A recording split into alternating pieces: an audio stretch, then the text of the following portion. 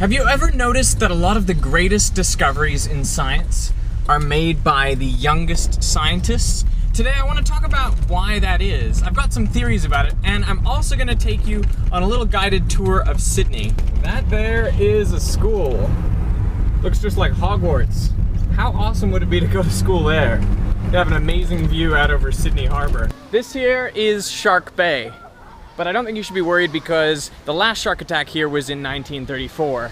And since then they've added the shark net there, which I think, cuts down on the shark attacks quite a bit. So I better substantiate my premise that young scientists really do make some of the most revolutionary discoveries. Well, 1666 was the annus mirabilis, that is the miracle year of Isaac Newton. Because in that year, he came up with groundbreaking theories in optics, in motion mechanics, and he also invented calculus, which is a totally new type of mathematics. And in that year, he was 22. It's kind of mind-blowing. Albert Einstein's annus mirabilis was 1905, and in that year he published 3 papers, each of which was probably worthy of a Nobel Prize. One on Brownian motion, so about the existence of atoms and molecules and how they could jiggle around. One on the photoelectric effect, explaining it in terms of the photon theory of light, explaining that light must be made up of particles. And of course special relativity, which changed our views of space and time and leads to general relativity and a new theory of gravity. All of that in 1905, and he was the age of 26. Charles Darwin was in his mid-20s when he voyaged aboard the Beagle and went around the world looking at finches and tortoises and all that kind of stuff. And he hadn't even had his 30th birthday yet when he formulated what would become the theory of evolution. Now, of course, he waited till he was 50 to publish it, but the good idea came, before he was 30. Parsley Bay. So far, the amount of parsley I found here, but they do have a very nice suspension bridge. So why is it so important to be young if you're going to make a profound scientific discovery? Well, I've got a number of theories about this. I mean, one might be that your intellectual capabilities are at their peak, sort of in your mid-20s. Up until that point, they're still developing, and beyond that point, they start to decline. One thing is that young scientists may not have a lot of other commitments, and they have a lot of drive. For Stephen Hawking, he had a lot of motivation when he was younger, because when he was 21, he was diagnosed with motor neuron disease and told he only had 2 years to live. Plus, he then found a woman that he wanted to marry, but in order to get married, he thought, well, he's gonna need some money. And in order to get money, he's gonna need a career, and to get a career, he needs a PhD. So, he wrote one hell of a PhD and ended up winning some amazing prizes that he shared with Penrose, a legendary physicist, and he was only 23. So that's the thing about being young. You don't have a lot of dependence, and you've got a lot of motivation, you got a lot of time, and you gotta prove some things.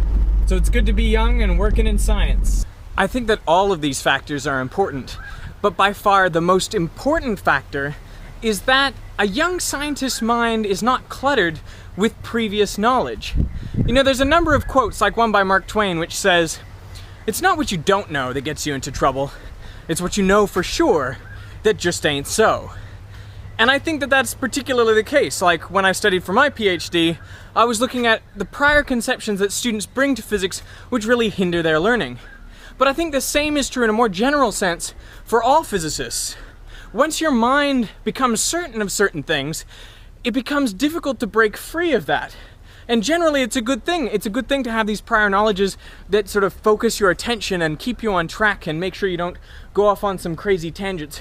But if you're really to make a revolutionary impact in any of the sciences, you need to have that ability to think laterally.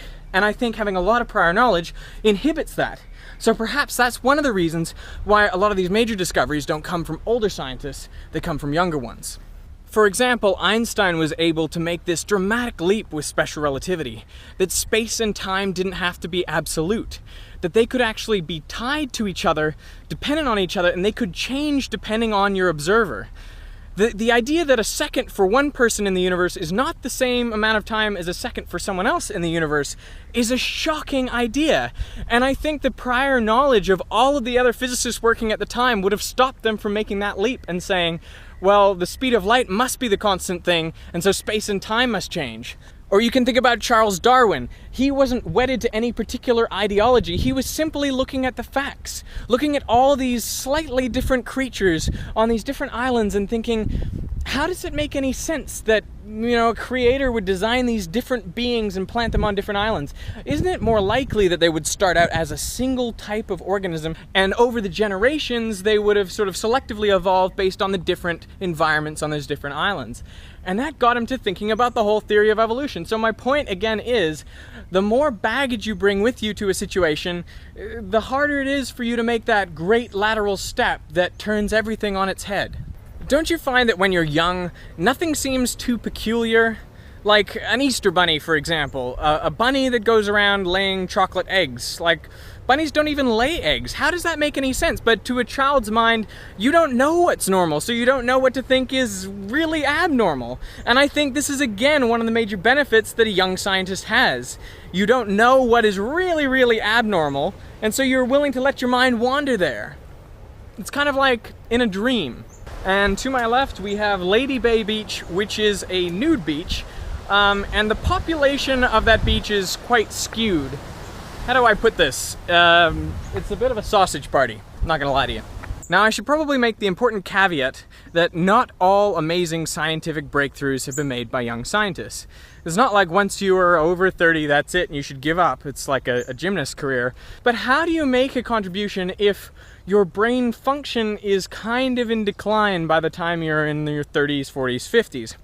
Well, the brain has an interesting way of dealing with these things, where it can get more perspective as you get older, because it starts chunking all of your prior knowledge together in ways that allow you to automate it. And I think that gives you a greater overall perspective of a whole field, and allows you some different insights that perhaps the young scientists can't see. So there are benefits both to being older and to being younger. This is the old lighthouse keeper's cottage, and we're just coming up on South Head, right around the corner here, and that over on the other shore, that is North Head. So this is the opening to Sydney Harbour right here, where Sydney Harbour opens out into the big, wide Pacific Ocean. I want to talk a little bit more about how the brain learns. When you first learn something, you have to put a lot of conscious effort into it. Like if you're learning how to tie shoelaces or tie up a tie or drive a car, you need to put a lot of thought into what you're doing every step of the way, and you need to be coached along doing that, and that makes sense. But over time, as you repeat and repeat those processes, you learn to do them almost automatically without even thinking, without using up your conscious space. Now, in your consciousness, you have space for about, let's say, 5 things at one time. So I could give you a list of 5 objects, for example, and you could probably store those in short-term memory and repeat them back to me. And similarly, if you're doing some tasks, you can kind of use up 5 chunks in your working memory, but beyond that, things get very difficult. So the point is, in order for your brain to work well, what you need to do is repeat a whole bunch of basic functions and get those things kind of automated so that they don't take up a lot of those 5 chunks. They can maybe just take up 1 chunk, and then that allows you to do multiple things at one time, like eating and walking at the same time, vlogging while you're driving. These are all things you can do because your brain has automated these things. Now, a lot of people like to talk about muscle memory, but of course that's ridiculous because your muscles don't have any memory. The memory is all in your brain, but it feels as though you have muscle memory for particular things because you've done them so many times that those memories are all effectively automated. They're all chunked together. Now, when it comes to thinking about science, for me, when I think about a particular idea in science, like, F equals ma or inertia, that is one chunk to me. I don't need to think carefully about it every time. Not as I would have had to when I was learning about it, because I know it so well, because I've done so much work with it. And that really helps me when I go then to analyze any further situation, because immediately the concept of inertia is something that I have innately. If you learn particular steps and you practice them enough and you automate them, then you don't have to think about them as much when you go to execute them. And that allows us to do very powerful, very complicated tasks. But that's how it has to be done. In the 1800s, a shipwreck off the coast here, off these rocks, killed all of the crew on board except for one person. And he went on to become the first lighthouse keeper of this light.